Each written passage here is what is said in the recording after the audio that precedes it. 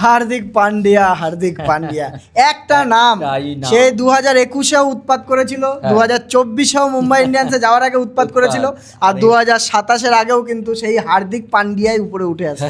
তাহলে হার্দিক পান্ডিয়ার কিন্তু ট্রেডের নিউজ এখনো অবধি বন্ধ হয়নি। প্রথমে আমরা কেকেআরকে নিয়ে শুনেছিলাম, কেকেআরে যেতে পারে। এখন এমন একটা টিমের নাম আসছে এবং সলিডভাবে রুমার্স আসছে, যেটা কিন্তু ট্রেডটা হতে পারে। যদি হয় তো আইপিএলের ইতিহাসে সবথেকে বড় ট্রেডও কিন্তু এটা হতে পারে। সেটা হচ্ছে ক্যাপ্টেন ভার্সেস ক্যাপ্টেন। এক টিমের ক্যাপ্টেন আরেক টিমে গিয়ে ক্যাপ্টেন্সি করবে, আরেক টিমের ক্যাপ্টেন এই টিমে এসে ক্যাপ্টেন্সি করবে। কার কথা বলছি? মুম্বাই ইন্ডিয়ান্স আর চেন্নাই সুপার কিংস। ধরে ফেলেছেন কার কথা বলছি। শুধু এটাই না, আইপিএলের ট্রেড কিছু নিউজ এসছে যেটা সলিড নিউজ, সেগুলো নিয়ে আলোচনা করব ভিডিওর মধ্যে। এবং সঞ্জু স্যামসনকে টি20 টিম থেকে কিন্তু ড্রপ করে দেওয়া হয়েছে। কোন টিমের থেকে? সেটা হচ্ছে ইন্ডিয়া ভার্সেস জিম্বাবুয়ে যে টি20 সিরিজ আসতে চলেছে, সেই টিম থেকে কিন্তু সঞ্জু স্যামসনকে ড্রপ করে দেওয়া হয়েছে।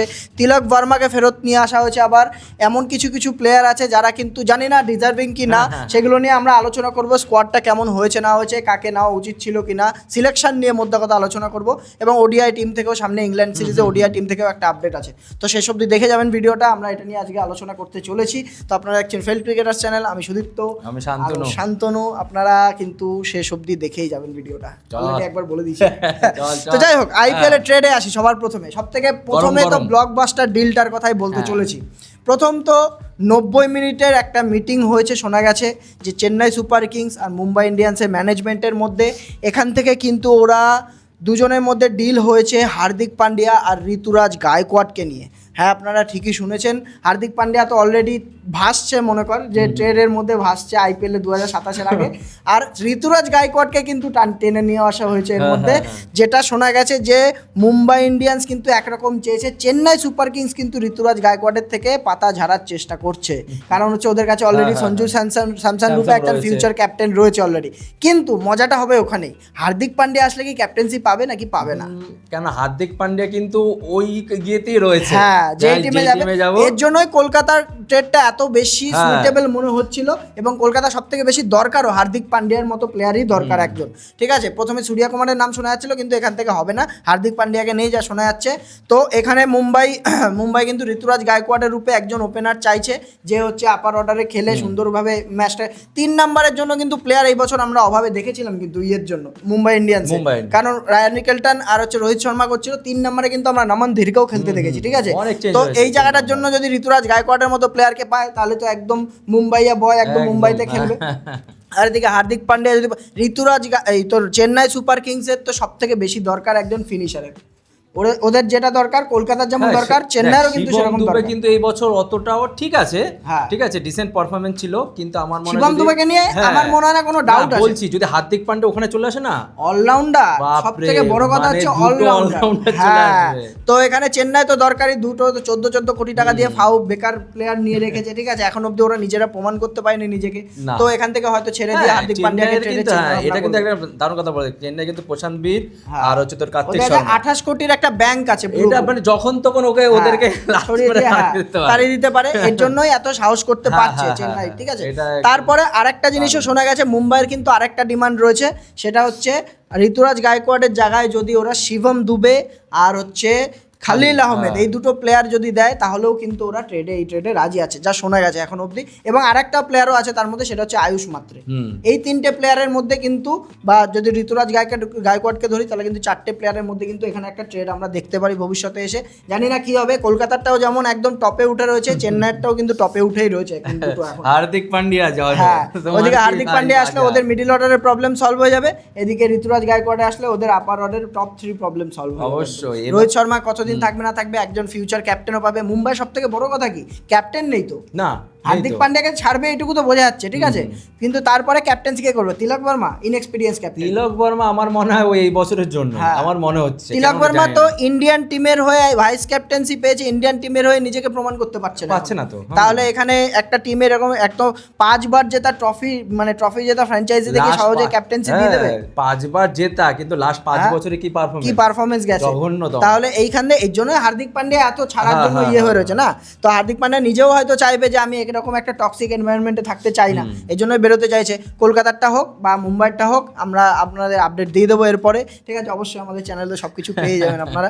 তারপরে আরেকটা যেটা ট্রেডের আপডেট আসছে সেটা কিন্তু আসছে পাঞ্জাব কিংস আর হচ্ছে গুজরাট টাইটান্সের মধ্যে। পাঞ্জাব কিংস এখানে ডেসপারেটলি কিন্তু গুজরাট টাইটান্সের একটা প্লেয়ারকে চাইছে, সেটা হচ্ছে কাগিজো রাবাডা, যে এবার কিন্তু 17টা ম্যাচে 29টা উইকেট তুলে পার্পেল ক্যাপের উইনার ছিল। কত প্রাইস আছে ওর? 10.75 করোড়। আর হচ্ছে ওইদিকে কাকে দিতে চাইছে এখানে? মার্কাস স্টয়নিসকে দিতে চাইছে। মার্কাস স্টয়নিসও কিন্তু 11 কোটি, মানে দুজন যদি হয় একদম। সব থেকে বড় কথা কি হবে বলতো, গুজরাট টাইটান্সের কোথায় প্রবলেম রয়েছে? মিডিল অর্ডার একদম মানে বেকার, একদম ডেস্ট্রয়েড টিম। হ্যাঁ, তো ওইখানটা মার্কাস স্টয়নিস আসলে ওরা একদম বিশাল ব্যালেন্স পেয়ে যাবে টিমের মধ্যে। আর যদি বোলারের কথা বলা হয়, ওদের কাছে প্রসিদ্ধ কৃষ্ণা আছে, মোহাম্মদ সিরাজ আছে, অশোক শর্মা যে 150 গতিতে বল করেছে এই বছর দেখেছি আমরা, তারপরে আরশাদ খান আছে, এই ধরনের বোলার, রাশিদ খান রয়েছে, ঠিক আছে? এই ধরনের বোলাররা রয়েছে। তো এখান থেকে আমি মনে করি না খুব একটা প্রবলেম হবে, ঠিক আছে? তারপরে যদি তোর এখানে ইয়ের কথা বলি আমরা, যে পাঞ্জাবের কথা, পাঞ্জাব কিন্তু এই বছর ল্যাক করেছে কিন্তু একটা জায়গাতেই, সেটা কিন্তু বোলিং। ওদের কাইল জেমিসনকে খেলাতে হয়েছে একবার, বার্টলেটকে খেলাতে হয়েছে একবার। যদি কাগিজো রাবাডা চলে আসে তাহলে কিন্তু ওদের একদম আগে খেলতো, পাঞ্জাবেই তো খেলতো কাগিজো রাবাডা। তো যাই হোক, ওদের কিন্তু একটা ব্যাপক ব্যালেন্স টিম হয়ে যাবে। আমি মনে করি এটা ফেয়ার ডিল হতে পারে। তবে গুজরাট, আমি একটু স্পেকটিক্যাল আছি এটার উপরে, কারণ হচ্ছে তোর গুজরাট কি এরকম প্লেয়ারকে ছাড়বে যে পার্পল ক্যাপ উইন করে দিয়েছে, ফাইনালে উঠে এরকম ভাবে? দেখ, আইপিএল তো কুছ ভি সম্ভব হতে পারে, না হওয়ার কিছু নেই, ঠিক। আর এটাও শোনা গেছে যে মার্কাস স্টয়নিসের বদলে তোর অল ক্যাশ ডিল অফার করেছে, রাবাডার বদলে। সরি, আমি যদি মার্কাস স্টয়নিস যদি অন্য প্লেয়ার হতো তাহলে ভাবতাম না, মার্কাস স্টয়নিস ভাই ওয়ার্ল্ড ক্লাস, ঠিক আছে?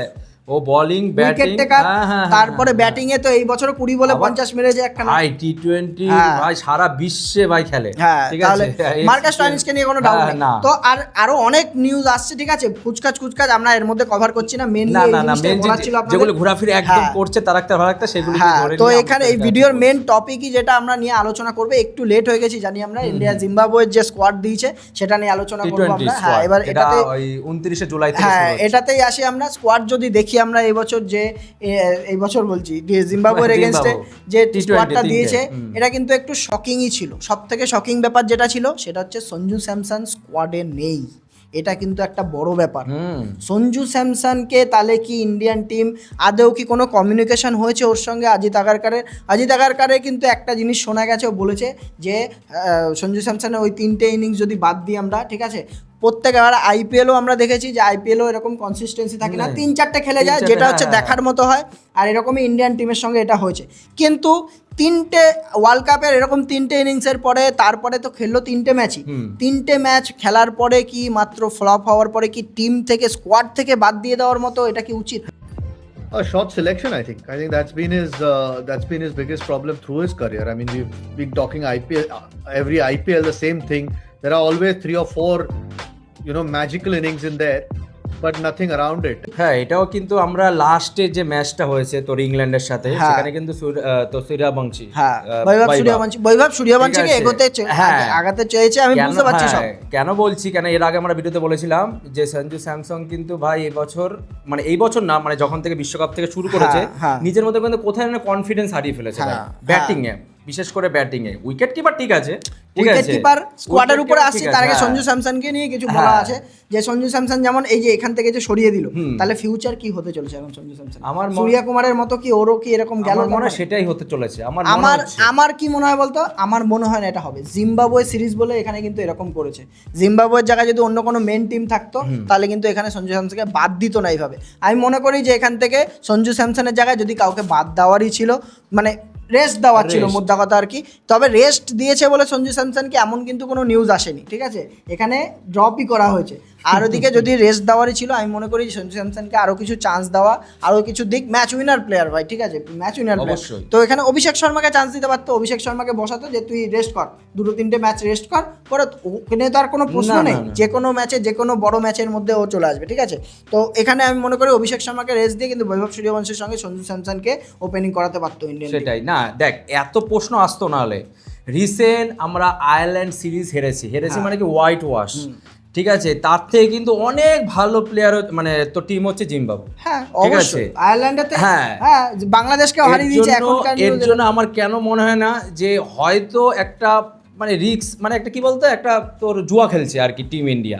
জুয়া খেলছে টিমের উপরে আসলে বুঝতে হবে, টিমের উপরে আসলে বলছি আমরা।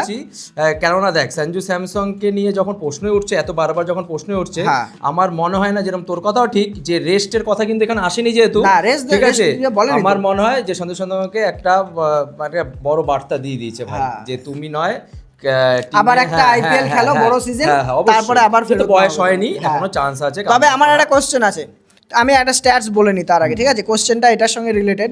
লাস্ট 24টা ইনিংস যদি তুই দেখিস, সঞ্জু স্যামসনের রান রয়েছে 569 রান, 37 টি20-তে, 37-এর অ্যাভারেজ আর 172-এর স্ট্রাইক রেট, ঠিক আছে? আরেকটা প্লেয়ার যে আছে আমাদের ইন্ডিয়ান টিমের ভাইস ক্যাপ্টেন এখন, তার নাম হচ্ছে তিলক বর্মা। তার যদি আমরা লাস্ট 24টা ইনিংস দেখি, টোটাল 569-এর বদলে এখানে কিন্তু 345 রান রয়েছে, তার 22-এর এভারেজ রয়েছে, এবং স্ট্রাইক রেট কিন্তু সব থেকে যেটা নোটিসেবল 137-এর স্ট্রাইক রেট। বর্তমান ইন্ডিয়ান ক্রিকেট টিমে কিন্তু 137-এর স্ট্রাইক রেট অ্যাকসেপ্টেবল না। তাহলে এখানে তিলক বর্মাকে কেন বসানো হলো না, সঞ্জু স্যামসনকে কেন বসানো হলো? যদি তুমি স্ট্যাটসও দেখো লাস্ট, ঠিক আছে, তাহলে তিলক বর্মাকে কি শুধু ভাইস ক্যাপ্টেন্সির জন্য কি এখানে চান্স দেওয়া হচ্ছে? এটা কি ইম্পর্টেন্ট জিনিস, নাকি টিমটা আমার কাছে ইম্পর্টেন্ট? অধাটা ইম্পর্টেন্ট নাকি টিমটা ইম্পর্টেন্ট? তাহলে এখানে কিন্তু তিলক বর্মার আগে বসার কথা, সেখানে সঞ্জু স্যামসনকে বসানো হয়েছে। আর তিলক বর্মার জায়গায় একটা প্লেয়ার কিন্তু অলরেডি এই টিমের মধ্যে চান্স পেয়ে গেছে, এই স্কোয়াডের মধ্যে, সেটা হচ্ছে রিঙ্কু সিং। আমরা অনেক প্রত্যেকটা ভিডিওতেই বলেছি যে 5 নম্বরের জায়গাটার জন্য কিন্তু রিঙ্কু সিংকে দরকার, না বলে ড্রপ হয়ে গেছে। তো এইখানটায় কিন্তু রিঙ্কু সিং আবার কামব্যাক করে গেছে কিছু ভুল না করেই। আর রিঙ্কু সিং আমার মনে হচ্ছে এই টিমের মধ্যে, এই স্কোয়াডের মধ্যে চান্স দেবে ওকে খেলার জন্য। নালে টিমের মধ্যে রেখে স্কোয়াডে রেখে তো বসিয়ে রাখার আমি মনে করি রিঙ্কু সিং এর মতো প্লেয়ারের কোনো মানে খেলে এসেছে না। হ্যাঁ, ঠিক আছে, ওকে অবশ্যই ম্যাচ উইনার প্লেয়ার একদম। তো স্কোয়াডটা যদি দেখি আমরা, যা এই ইংল্যান্ডের সিরিজে যা ব্যাটসম্যান ছিল, সব যারা ব্যাটার রয়েছে তারাই মেনলি রয়েছে। সঞ্জু স্যামসনের জায়গায় প্রভসিমরন সিং এ চান্স দেওয়া হয়েছে, যেটা দেখে ভালো লাগছে। জিম্বাবুয়ে ট্যুর এইসবে গিয়ে একটু টেস্ট করা যাবে, ঠিক আছে, সেকেন্ড উইকেট কিপার হিসাবে।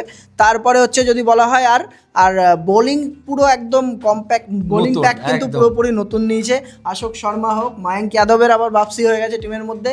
তারপরে কিছু মানে সারপ্রাইজিং নাম আছে কিন্তু, ইয়াশ ঠাকুর কোথা দিয়ে আছে? প্রিন্স যাদব তো ছিলই আগে থেকে, তারপরে কিন্তু ইয়াশ ঠাকুর, অশোক শর্মাকে মানছি যে স্পিডের জন্য নিয়েছে, ইয়াশ ঠাকুরকে কি হিসাবে না হলো আমি জানি না। তারপরে হচ্ছে তোর এখানে তোর মায়াঙ্ক যাদব কতটা ফিট না ফিট, ওটাই। তারপরে আমার একটা কথা বল, যদি তোর এখানে শুধু ব্যাটিং যে সেটআপ, পুরো টি20 ওয়ার্ল্ড কাপের ফিউচারের কথা ভেবে এখন যে সেটআপ রয়েছে ওইটা সেম হিসাবে নিয়ে যাচ্ছে, তাহলে বোলারদের সেরকমভাবে সুযোগ দেওয়া হচ্ছে না। তারপরে এই বোলারদেরই যদি দেওয়া হয়, তাহলে যারা পারফর্ম করে এসছে এই বছর আইপিএলে, তাদেরকে কেন দেওয়া হয়নি? আমার একটা নাম মনে পড়ছে, সেটা হচ্ছে রাশিক সালাম দার। যদি তুই অশোক শর্মা, মায়াঙ্ক যাদব আর হচ্ছে তোর ইয়াশ ঠাকুরের টোটাল উইকেট মেলাস, তাহলে এই বছর আইপিএল এর হচ্ছে 16টা উইকেট। আর এইদিকে তার কম্পারিজনে একা 19টা উইকেট তুলেছে রাশিদ সালাম দার। সেটাই তো আমরা কি জানি, আমরা জানি যে ডিসেন্ট যার পারফরমেন্স ভালো হবে সেই ইন্ডিয়ার স্কোয়াডে চান্স পাবে।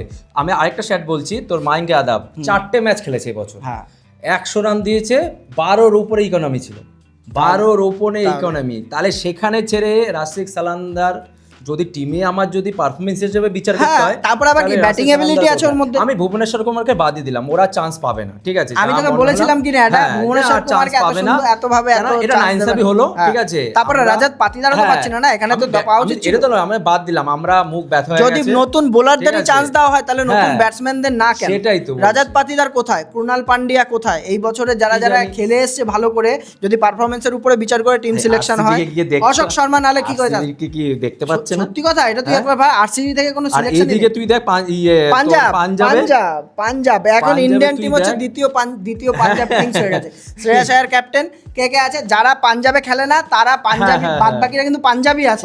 শুভমান গিল বল, তারপরে হচ্ছে তোর এরকম ধরনের প্লেয়াররা যারা রয়েছে তারা কিন্তু সব পাঞ্জাবি প্লেয়াররা রয়েছে ওর মধ্যে, গুন্নুর ঠিক আছে। তো যাই হোক, এই যে স্কোয়াড হয়েছে এখন, এটা নিয়ে জানি অতটা ইম্পর্টেন্ট সিরিজ না, তবে সঞ্জু স্যামসনের এটা কিন্তু একটা বার্তা ছিল ইন্ডিয়ান ড্রেসিং রুমের তরফ থেকে, ইন্ডিয়ান ম্যানেজমেন্টের তরফ থেকে। কিন্তু এই জিনিসটাই দেখার বিষয় যে ভবিষ্যতে গিয়ে সঞ্জু স্যামসন চান্স পাচ্ছে কি পাচ্ছে না। তো এটা ছিল মোটামুটি টি20 স্কোয়াড। আর ওডিআই স্কোয়াডের একটা নিউজ আছে, সেটা হচ্ছে নীতিশ কুমার রেড্ডি রুলড আউট হয়ে গেছে। ইংল্যান্ডের বিরুদ্ধে যে সিরিজটা মানে 3টে ম্যাচের সিরিজ আসতে চলেছে, কিং কোহলিকে আমরা দেখতে পারবো। তো তার বদলে নীতিশ কুমার রেড্ডির বদলে শিবম দুবে কিন্তু ওডিআই টিমেও চান্স পেয়ে গেছে। আমরা বেস্ট 11 নিয়ে আসবো, অবশ্যই বেস্ট 11 নিয়ে আসবো, যেটা আমি মনে করি একদম ঠিকঠাক আছে। না ঠিকঠাক আছে, অলরাউন্ডারের বদলে অলরাউন্ডার শিবম দুবে তো বল করে, ওটা নিয়ে কোনো ডাউট নেই, ঠিক আছে, তো ওটা নিয়ে কোনো ডাউট নেই। আমরা তো প্রিভিউ নিয়ে আসবো যেমন ও বললো, ঠিক আছে। আপনারা আমাদের সাথে থাকুন এইভাবেই। চ্যানেল যদি ভালো লেগে থাকে সাবস্ক্রাইব করে দিতে পারেন একবার, আর ভিডিও লাইক করে যাবেন যদি ভালো লেগে থাকে, ভিডিও শেষ অবধি দেখবেন। তো আজকের মতো এইটুকু রাখছি, বাই।